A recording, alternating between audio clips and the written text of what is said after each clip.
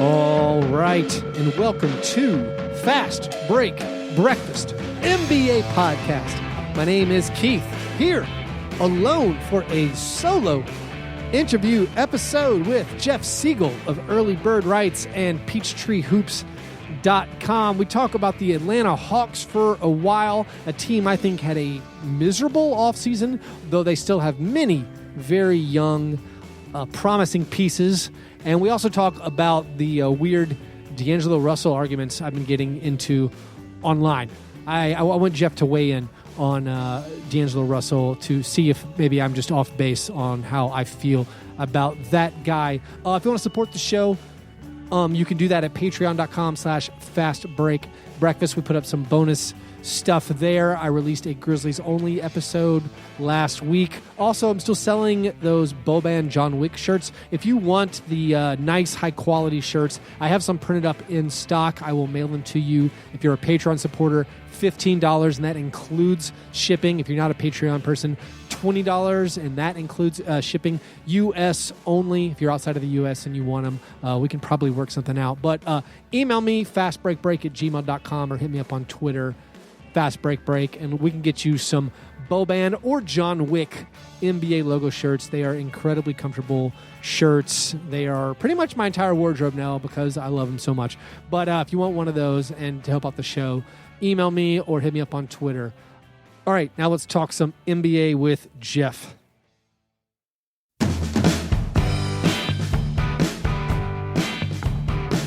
My guest today runs earlybirdrights.com. Also covers the Atlanta Hawks for Peachtree Hoops. Jeff Siegel. Jeff, how's it going? It's going well. How are you? Doing very well. Thanks for asking. We saw each other in Vegas. You also pointed out that you appeared on Fast Break Breakfast like a year ago exactly to the day, or one day off. Anyway, welcome back, huh? Yeah, I mean, this is the premier NBA podcast that also has a breakfast theme, so I'm It's true. excited to be back. We are the I think the biggest breakfast themed NBA podcast. No one is close, I think, in second I would place. imagine that almost nobody even has a breakfast theme NBA podcast, but that's not the point. Hey, when you have they see that we have the market cornered, and they're like, man, I'm not even going to bother. I got to do something. I mean, there's maybe dinner. There's clearly no point. Yeah. So I saw you in Vegas. We gambled a little bit. Is it fair to say you're good at gambling? Yeah, I mean, I think so. I mean, certainly that tempts the gambling gods to give me bad cards for the rest of my life, but I know what I'm doing. I know how to play lots of games. I know how to count cards. I can do things that are interesting that help us win and help me win and help make money and take money from the casinos. It doesn't always work, but it works more than it doesn't. Yeah, every time I go to Summer League and I'm out with Jeff, I'm reminded, like, Jeff is pretty good. Like, he normally does better than most at blackjack. Sometimes I feel like you were saying that people, like, give you their money to gamble. I was raising my bets. We played one night, and, like, I saw you increasing your bets, and I'm like, you know what? Instead of $5, I'm going to go 10. I'm going to let it ride because Jeff's feeling pretty good. But I also was hearing, I actually just was listening to a Bill Simmons podcast as I was catching up on some things I'd missed in the past couple weeks, who is bemoaning all the lack of blackjack success in Las Vegas, like the 6-5 paying out the blackjacks. How do you steer around that? Are you just trying to find the off-strip casinos, or are you just saying, you know what, this is what it is, this is the price now? Yeah, I mean, unfortunately, this is just sort of the way it is now. A lot of places are paying 6-5, especially on the Strip. If you want to, really trying to make some real money, you want to go to, you want to go downtown Fremont Street, where we were at the Golden Gate one of those nights. That's where you can really make some money because they still pay 3-2. It seems like such a small thing, but in a game that is, defined between 49 and 51%. Like these little things make a big difference, particularly if you are playing with more money. I don't play with a ton of money, but if you're betting between $20 and $50 a hand, you can make the difference between 3-2 and 6-5 can be pretty significant. It's almost like a team doing ascending versus descending salaries, perhaps. It's just the little things that make the difference. I don't know. I was trying to tie that into your other love of Early Bird Rights, where you detail all the salary situations across the NBA. Anyway, Jeff, before we go any further, I should ask you, breakfast, did you have it? You were complaining that it's 11:30 a.m. in the morning, West Coast, pretty bright and early for you. Have you had breakfast? I did. I always have breakfast. It's the most important thing, even though I've been told by lots of people that maybe it's not as important as I was brought up to believe. But I had a nice bagel toasted with peanut butter and a big glass of water. And it was very good. It's the same breakfast I have pretty much every day these days. It's either that or like a blueberry smoothie that I make. But I went with the bagel and peanut butter today. Yeah, you went with bread and water. Bread, water, and processed peanuts. Very good. Anyway, so you cover the Hawks for Peachtree Hoops. You often or sometimes pop up on Locked on Hawks. I've been kind of dumping on the Hawks a lot this summer because I don't understand what they did. And now I'm seeing, it's the offseason. We're in the real offseason, and people are writing their these are my league pass darlings for the coming season. And I'm seeing people say the Atlanta Hawks. Why in the world are the Atlanta Hawks a league pass darling for the coming season? I mean, they still have three really interesting young guys in Trae Young, Kevin Huerter, and John Collins. Those are their three sort of main core pieces moving forward. A lot of their sort of ancillary moves, Chandler Parsons, Evan Turner, those kinds of things, like those guys are going to play. Jabari Parker is going to play. Like those, unfortunately, I'm not as high on those moves as some other people, maybe are or just don't think it's as big a deal. Those moves matter, but they only really, matter for this 1 year. And I think as people are sort of looking toward the future, I think the league pass darling, that crew of league pass darlings has a lot more to do with like what this team could be and wanting to get in on the ground floor of the Trae Young experience. And, I think from that perspective, that's why a lot of people are interested in what the Hawks are going to be. That makes sense. I mean, I understand last April or, this April or in May, you're watching the end of the regular season. Maybe you're in a fantasy league. Maybe Trae Young and John Collins are putting up some awesome numbers. You're on the Ryan Russillo, Kevin Huerter hype train. You're excited. Like, look at these young pieces. They have a lot of the future's wide open. This Hawks team, people had picked them to be the worst team in the NBA, and they win like 26 or 27 games or something last year. So I understood being excited last season. Then the actual offseason comes, and it's like, oh my God, what? They haven't even replaced the talent level of Kent Bazemore. Like they got rid of Taurean Prince, and I know that was to get some picks, and that's like the one good move they made this summer.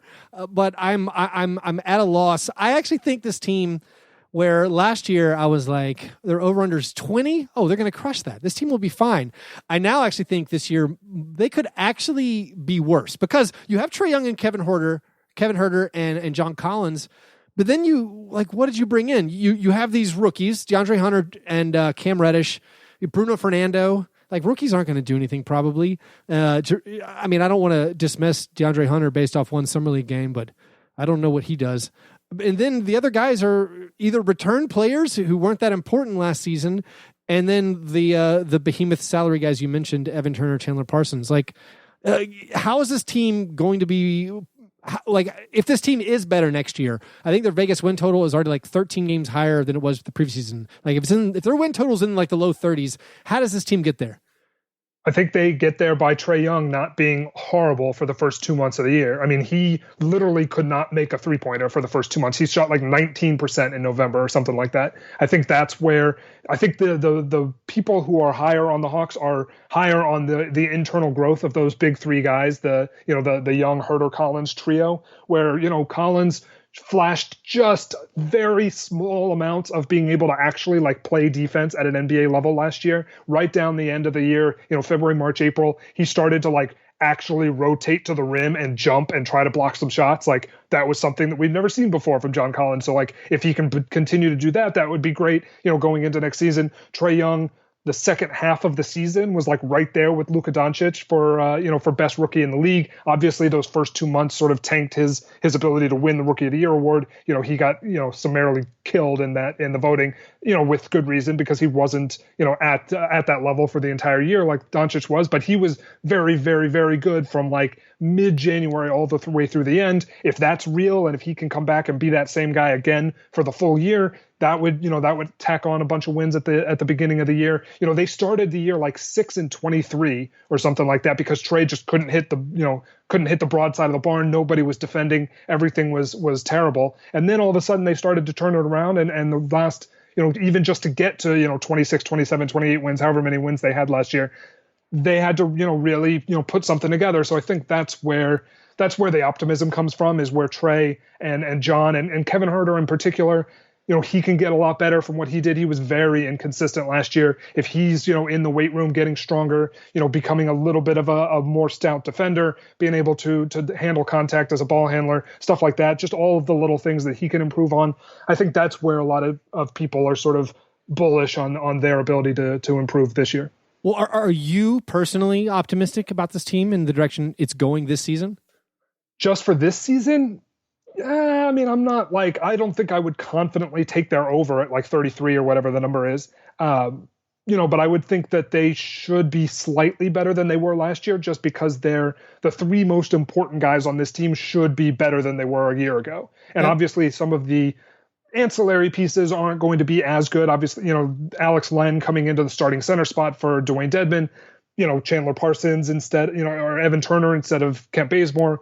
Chandler Parsons is sort of in the Miles Plumlee, because of the way that trade went down. Alan Crabb is going to have to play significant minutes. They're going to have, all of the rest of the team is worse than it was last year, but the big three guys are better. They should be better. And so, when in a game like basketball where the teams are as top heavy as they are, where the best three guys on your team sort of define where you're going to go, I would think that they should be slightly better than they were last year. Yeah, it's the ancillary pieces that are really killing me. I'm no huge Bazemore or Taring Prince fan, but they were at least functional wings, like functional 3-and-D type guys, and even Vince Carter, and replacing that with, I guess hopefully Alan Crabb bounces back from last season, or one of these rookie hits.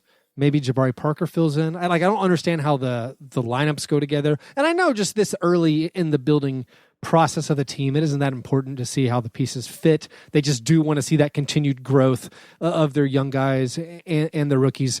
I haven't heard a good explanation for this.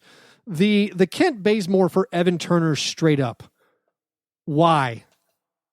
Because Kent Bazemore would probably rather play in Portland than Atlanta.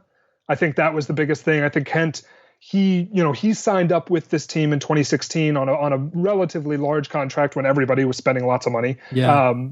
As you know better than most, with Chandler Parsons, of course. But he signed up on this $70 million deal to stick around Atlanta. They were going to be contenders.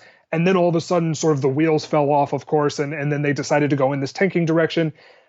But he never checked out. And I think that was the biggest thing with him. And that's the biggest thing that sort of shows how much, how mature he is and what a kind of a veteran he is. A lot of the older guys on the team, once the team clearly was going in more of a tanking direction, they just decided, okay, this is over. There's no point in really trying. We're not going to play defense. We're not going to, improve significantly. I think that was, a big part of why, Dennis Schroeder did not improve over, during the tanking year. Taurean Prince hasn't played defense, since Obama was in office. There was, it's been, he had some strong defensive issues, whereas Kent Bazemore didn't. He continued to show up every day. He continued to try on both ends of the floor. And, and it seems like it's such a small thing. Oh, of course he's going to try. He's an NBA player. But that's not how things usually go with tanking teams. You see veterans who signed up to be on a good team and aren't, and they end up, not putting in the full effort. He was great in the locker room. He's a great leader, all of that stuff. And so I think the team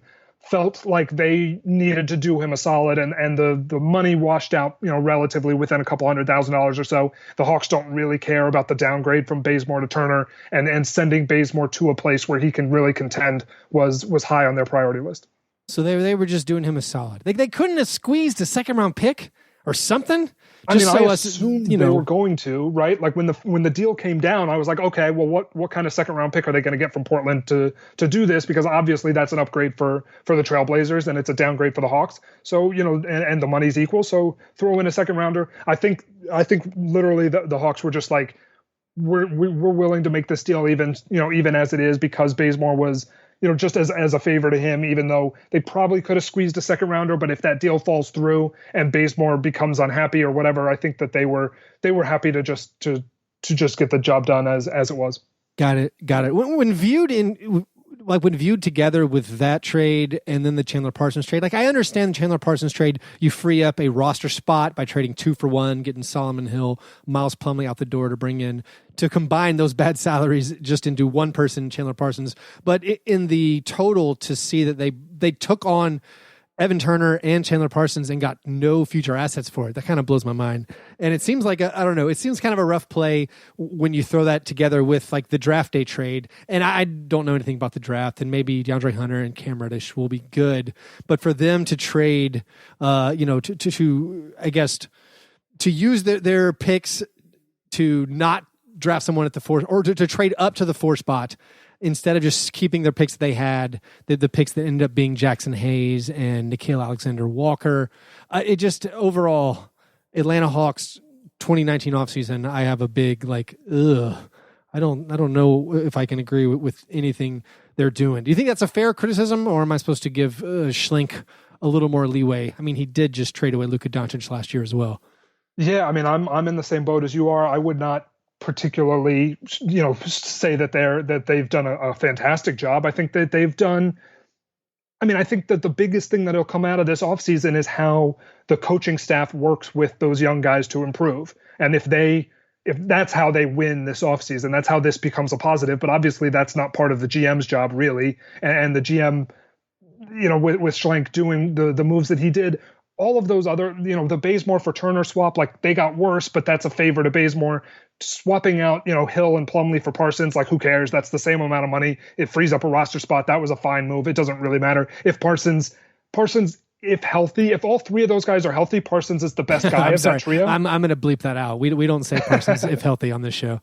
Okay, well, I mean, he might be able to play 30 games this year. Who knows? And so I think in the Allen Crabbe thing, that got them one of the picks that they sent out for Hunter. The biggest thing is that Hunter trade, of course, is like they spent so much draft capital to get him. And they sort of telegraphed to the world before the draft, like, this is the guy we want. He only worked out for the Hawks. He didn't work out for any of the other 30 teams, didn't go to the combine, literally just worked out for the Hawks. They were clearly in on him from the beginning. And New Orleans, as they did later in the draft with the Warriors, they knew the Hawks wanted him, and they decided, okay, we're going to get maximum value. That's part of David Griffin's, that's why David Griffin is who he is, and that's why he's so good at his job. But that's the price that they decided to pay. If Hunter is everything that they think he's going to be, then that's a fine pick. It's a fine pick and it's a fine trade. But certainly it was a lot of value to give up in a draft that most people thought was relatively flat from, everything after Zion through like the, 20th or 30th pick. Gotcha. Last thing on the Hawks. I think last year you told me that you thought John Collins might project on a good team, on a playoff team, to maybe be like a backup big or like a 6th-man type big. Where do you think he projects going into year 2 or going into year 3? Is he like, can he be a starting 5? Is he just like a weird non-shooting 4 or a reluctant shooting 4? Like, where do you think he fits? Like, or what's his ceiling when you project John Collins? Yeah, I mean, last year I was definitely more on the downside with him. He had a great rookie year and was, made a lot of highlights, was, averaged a lot of points and rebounds, but I didn't see, how he was going to really improve. I didn't, totally believe in the shot or the ball handling or the defense. Of course, I still don't totally believe in the defense. That's going to be the swing scale for him. I think the offense is sort of coming along to the point where you can start to, I think I can start to really believe in him as sort of this all-around offensive player. They're not focusing him in on just being like a guy who sets screens and rolls to the rim and jumps for lobs like DeAndre Jordan. Like, they want him to be more like Blake Griffin, who like can run some pick and roll and can shoot threes and like can handle the ball. Like, don't be surprised if they like let him not play point guard, but like he's going to have the ball in his hands outside the 3-point line, and he's going to be able to like make dribbles and try to make some good decisions. They're going to try to develop that part of his game offensively. I know I've talked to Lloyd Pierce about that. He wants John to sort of develop into that kind of player who can handle the ball at in all areas, can score from all 3 levels, and can really be an all-around offensive force. It's really going to come down to if he turns into Blake Griffin offensively, then it doesn't matter how well he plays defense. He's going to be a starting level big man. He's going to be a very, very good big man. But if he's sort of, Blake Griffin light and is, a third of what Blake Griffin is offensively, and he can only do those things against backups or in certain situations, then the defense is what's going to matter. If he can rotate and be sort of an all-around defensive player, similar to like a Serge Ibaka, how he developed in Oklahoma City, where he was sort of this weak side rim protector with a ton of athleticism, and John is able to sort of jump out of the gym like Ibaka used to be able to. But he's got to develop those instincts, and Ibaka had them sort of from the get-go. And Collins, through 2 years has shown, 2 months of being able to do that stuff. It's not something that I would certainly bet on at this point, but it is something that he can develop. And if he were to be able to be a positive defender at the power forward position, then he can be a long-term starter for a good team. There you go. All right, I'm gonna keep my optimism open on those three young guys. On the young Herder in Collins is the future, and I'll try not to be too down on the rest of the squad. Completely unrelated to the Atlanta Hawks. Last topic, I wanted to have you weigh in on this. On Twitter, I think I discovered a very aggressive stan that I did not know existed in the vein of Kobe stans, Derrick Rose stans, maybe Jeremy Lin stans. I tweeted a fake trade involving D'Angelo Russell, and I got a very strong pushback. And I thought perhaps I have personally underrated D'Angelo Russell, but I was proposing like one of those who says no, after December 15, when you can trade the guys who are signed this summer, would the Golden State Warriors, and this is not an original thought, many people have said something to this in this similar vein, like would the Warriors flip D'Angelo Russell to the Timberwolves? And I suggested D'Angelo Russell and Jacob Evans to the Timberwolves for Robert Covington, Gorgie Jang, and Noah Vonleh. And in my mind, this gets the Timberwolves a guy they pursued in the offseason, or at least they were linked to being interested in signing D'Angelo Russell. This makes the Warriors, in my mind, maybe title favorites again, assuming Klay Thompson is back. If you add Covington and then the depth of Vonleh and Jang to their lineup. So I'm like, hey, this seems like a good, even trade. But the Twitter feedback was like 80%, this is insane. D'Angelo Russell is incredible. He's an all-star. You wouldn't do that. I was like, oh, okay. So maybe I've just misjudged this. And then I was trying to rank him, like where D'Angelo Russell like ranks among just Western Conference guards. And in my mind, he's somewhere around like 15th. I was naming just the obvious all-stars, Steph Curry, James Harden, still Westbrook, all those kinds of guys. And I wasn't sure where to put him. So I guess the first question is, Jeff, where do you think D'Angelo Russell kind of rates in the hierarchy of Western Conference guards? And do you think my trade is it fair? Flipping pretty much D'Angelo Russell for Robert Covington, or am I just underrating D'Angelo Russell?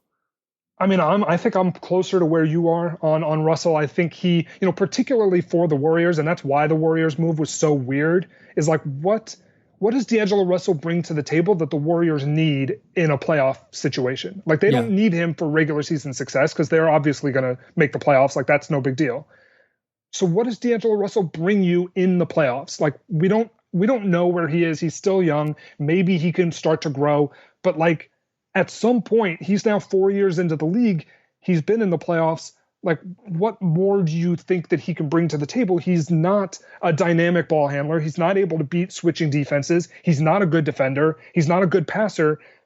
So where does this guy fit in terms of a playoff contender? Like, on what sort of playoff contender would he make you significantly better? And so that's where, a lot of these higher level guards are going to be ahead of him. And that's why, I think that trade makes a lot of sense for both teams because obviously, Minnesota's in a different spot where they're trying to just make the playoffs. They're trying to be where the Nets were last year, where, Russell and Towns and, if they can get anything out of Andrew Wiggins, that would be great. Like if they can get those guys to play well together, they can start to make the playoffs. Like that's where they are trying to go. The Warriors are trying to win championships. Like D'Angelo Russell does not help you win a championship. He's like an actively negative player for you to try to help you win a championship. So, for them, just getting him didn't make a ton of sense unless they think they can flip him. But, they're going to have to flip him for significant value because they essentially sent out 2 first-round picks and Andre Iguodala to get him. Yeah. And it's like, all right, I mean, you better, you better be able to recoup that value for him. And I don't see where that market is. Certainly getting Robert Covington would help them a ton this year. He's sort of that perfect 3-and-D wing who can really help, in their system. I think particularly because of the way that they play defense, they can sort of move away a little bit from a switching scheme. We're getting sort of into the weeds there, but I think Covington would really, really help them, in their trying to get back to the championship. Russell doesn't do that. So, and if in terms of like where he ranks among the guards, I mean, 12th, 15th, 18th, somewhere in through there. I mean, he's a starting level guard, but only because like a lot of these guys are sort of combined on the same team, like Harden and Westbrook, Curry and Thompson, Lillard and McCollum are on the same team. Conley and Donovan Mitchell are on the same team. Those kinds of guys are all together. So he's a starting level guard from that perspective. But if you just split up these guys, he's probably, 15th, 18th in the Western Conference.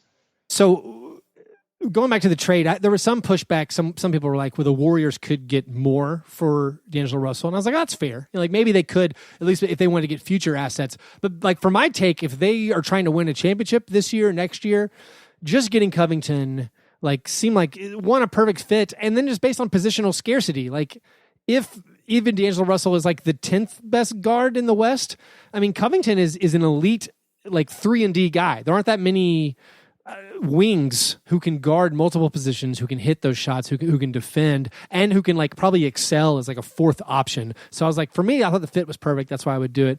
But when I'm looking at these other guards, as far as the comparison, and I don't know the answer to this question, would you rather have Jamal Murray or D'Angelo Russell? Even if you're just ignore contracts. And I think I like Jamal Murray, a guy who I've seen a lot more of his games, honestly, than I have Nets games. But Jamal Murray is pretty terrible at defense, and his shot is not as consistent, at least based on D'Angelo Russell's last year. Where would you compare D'Angelo Russell to Jamal Murray or even like CJ McCollum or someone like that? I mean, CJ is well ahead of both of those guys. The way that he can create his own shot, the way that he can get buckets in the playoffs, I think he's an entire tier or multiple tiers ahead of those two guys. Okay. Murray and Russell, I think that's really interesting. Certainly with the contracts, even the fact that Russell's on a max and that Murray just signed a max extension, he's going to be around for the next 5 years after this year in Denver, unless they trade him, of course. But he's on that contract long term. That's a really interesting.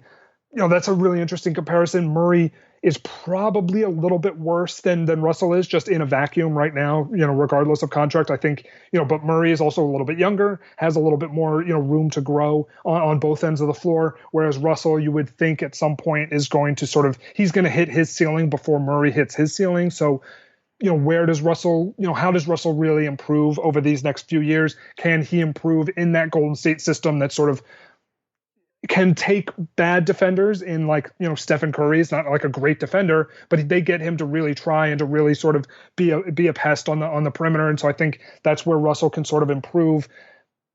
I think I would take Russell over Murray right now as sort of a just in a vacuum on a team that I don't, if I don't know exactly where my team is going and I don't know what my team is going to be like, I think Russell has sort of more of that primary ball handling skill than Murray does. Murray obviously can play that role, but is sort of better off as a secondary option next to a guy like Nikola Jokic. Murray and Russell have the same sort of shot creation ability to me. So I think those guys are relatively even.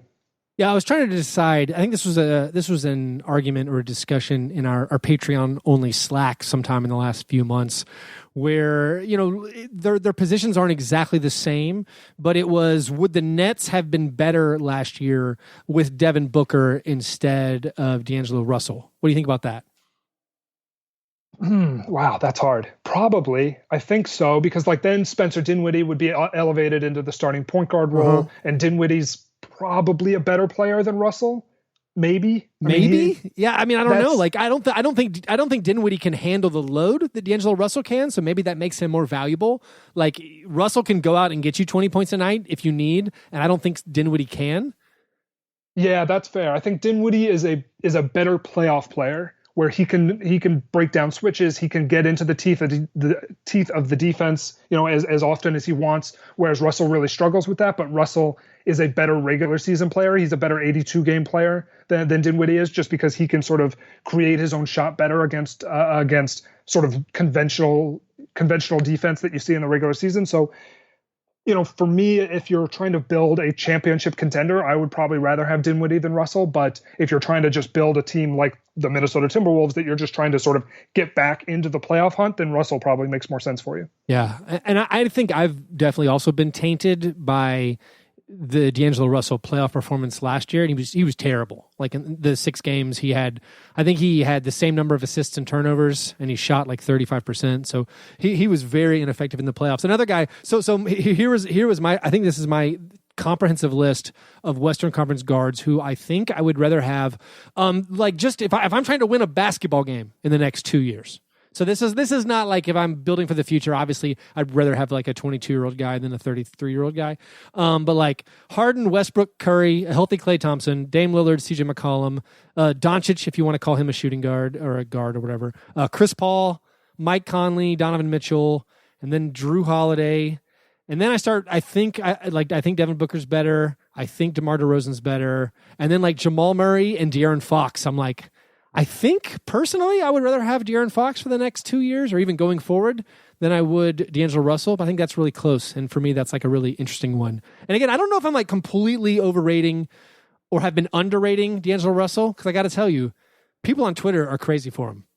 They're like, he's like the 5th best guard in the West. And I'm like, what? I don't get it. Yeah. I mean, that's obviously, ridiculous compared to just like the list of guys that you had there, which is, Harden, Westbrook, Curry. Like you can get to 10 guys or maybe even 12 guys who are clearly like well ahead of him, like not even in the same tier, but like way ahead of him. And then you can get into, the guys like Murray and Fox who, I would think that those guys are all sort of in the same tier. I'd like to see what Fox could do in a playoff setting when things really slow down. He's another guy who really benefits from the fact that the regular season can be so up and down, and the fact that you can't really, because the games happen so quickly, you can't really game plan for guys, each and every night. So I think Russell and Fox both in different ways very much benefit from that, whereas Russell can sort of get to his spots against the same sort of pick and roll coverage that you see every night, and Fox can just sort of run up and down, and the Kings can get very transition happy.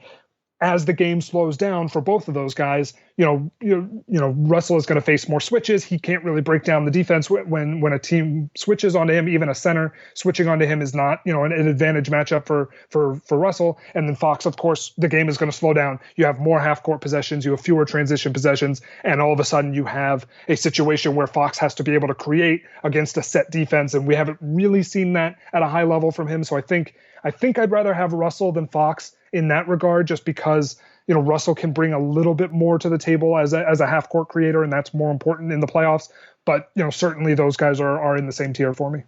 That's good. Well, thanks for the insight, Jeff. Thanks for all the Hawks talk as well. Tell people about early bird rights again. Your little baby on the internet.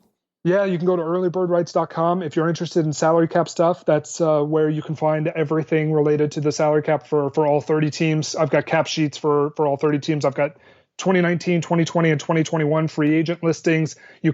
Those are sorted by position and by role, and you can sort of click on one or the other and sort of see what players are left at those positions for 2019 and what players might be free agents in 2020 or 2021 at certain positions or offensive roles. There's a whole description on sort of how I split up positions and roles on the site as well.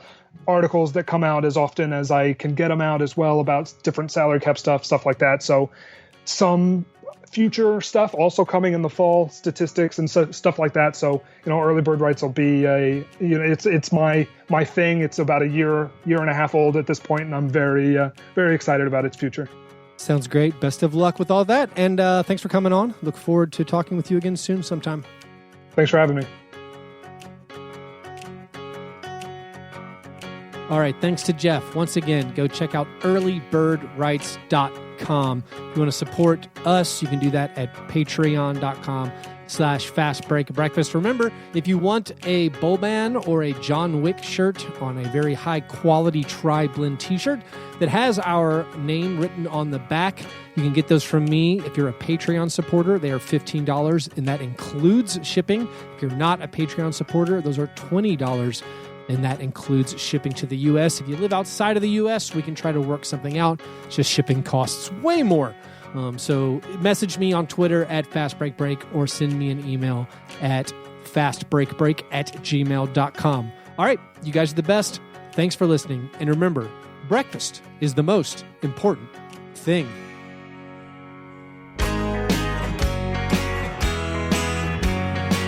Yeah, never apologize for being G&G. Fast break, man. You understand?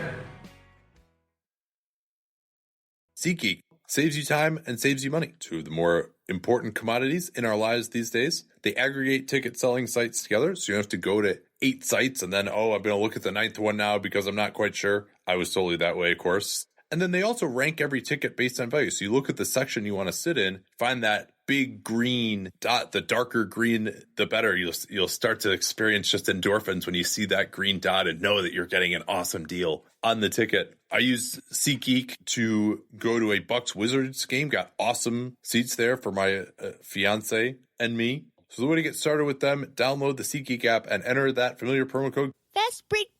by using that code to get $20 off your first SeatGeek purchase. That's promo code FastBreak. for $20 off your first SeatGeek purchase. Let them know that you came from us. FastBreak. John is an asshole. FastBreak.